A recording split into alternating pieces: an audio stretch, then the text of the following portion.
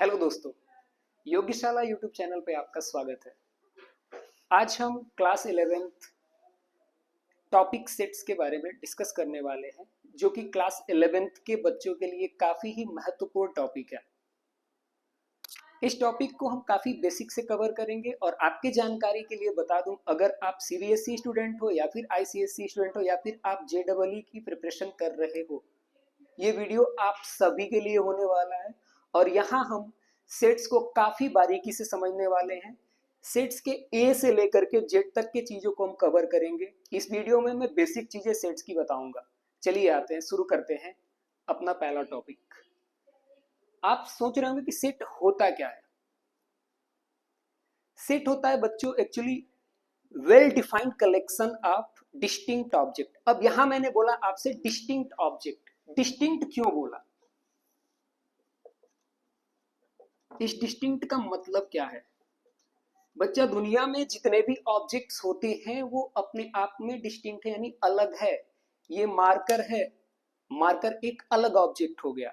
ये डस्टर है, डस्टर एक अलग ऑब्जेक्ट हो गया। ये वॉच है, वॉच एक अलग ऑब्जेक्ट हो गया। नंबर सिस्टम में अगर आप आएंगे, natural number, odd number, even number, whole number, real numbers, rational numbers, irrational numbers, ये सभी क्या है, नंबर्स के अलग अलग कलेक्शंस हैं।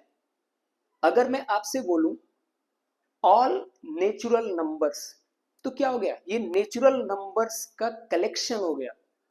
ऑल इवन नंबर्स, ये इवन नंबर का कलेक्शन हो गया। यानी कि सेट्स के अंदर हम डिस्टिंक्ट ऑब्जेक्ट एंड फिगर के वेल डिफाइंड कलेक्शन के बारे में पढ़ते हैं। अगला टॉपिक हम कवर करने वाले हैं रिप्रेजेंटेशन ऑफ सेट। सेट को हम रिप्रेजेंट कैसे करेंगे, और फिर आज का हमारा आखिरी टॉपिक होगा टाइप्स ऑफ सेट। देखते हैं, आपको मजा आएगा और आपका बेसिक भी काफी स्ट्रांग होने वाला है। इस वीडियो में लगातार आप बने रहें। आइए, रिप्रेजेंटेशन ऑफ सेट।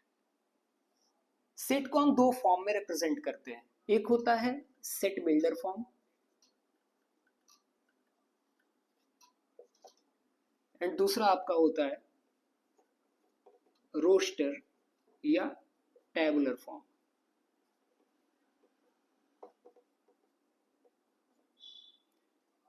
पहले हम डिस्कस करने वाले हैं रोस्टर या टेबुलर फॉर्म को।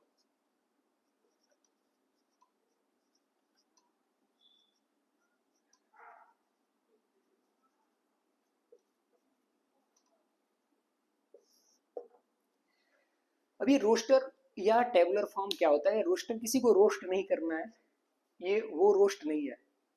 रोस्टर या टेबुलर फॉर्म में हम क्या करते हैं, ऑब्जेक्ट को कर्ली ब्रैकेट में रख करके और जब एलिमेंट्स हम उसमें लिखते हैं उन्हें कॉमा से सेपरेट कर देते हैं।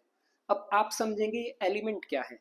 जैसे मैं कहूं set of all natural numbers less than 5, तो सबसे पहले क्या करना है, हमें कर्ली ब्रैकेट बनाना है एंड देन 5 से कम नेचुरल नंबर्स कौन कौन से होंगे, 1 2 3 4। फिर आप इस कर्ली ब्रैकेट को क्लोज कर दो। तो ये जो 1 2 3 और 4 हो गए, ये क्या हो गए, एलिमेंट्स हो गए। एलिमेंट्स यानी कि entries of objects with in curly braces. ठीक है, एलिमेंट्स मतलब क्या हो गया, कर्ली ब्रेसेस के अंदर आप जो भी डेटा आपको प्रोवाइड किया गया है उसको आप एलिमेंट के फॉर्म में पुट कर रहे हो, ये आपका एंट्री हो गया। ठीक है, एक चीज ध्यान देंगे हमेशा, सेट को हम कभी भी अगर रिप्रेजेंट करते हैं तो उन्हें हम कर्ली ब्रैकेट के अंदर रखते हैं और एलिमेंट्स को कॉमा से सेपरेट करके रखते हैं। ठीक है, दूसरा हमारा आता है जो कि काफी महत्वपूर्ण है, set builder form.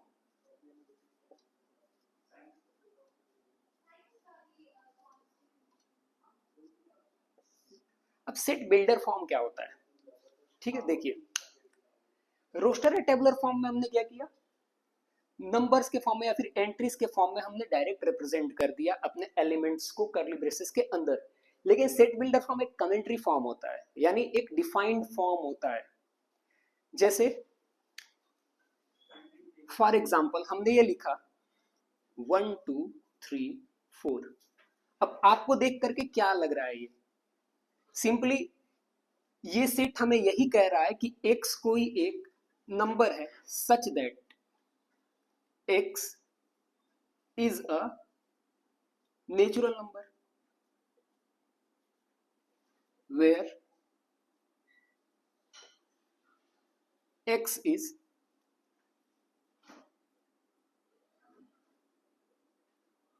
greater than or equal to 1 but smaller than or equal to 4। या फिर इसको आप एक और फॉर्म में लिख सकते हैं, x such that x is a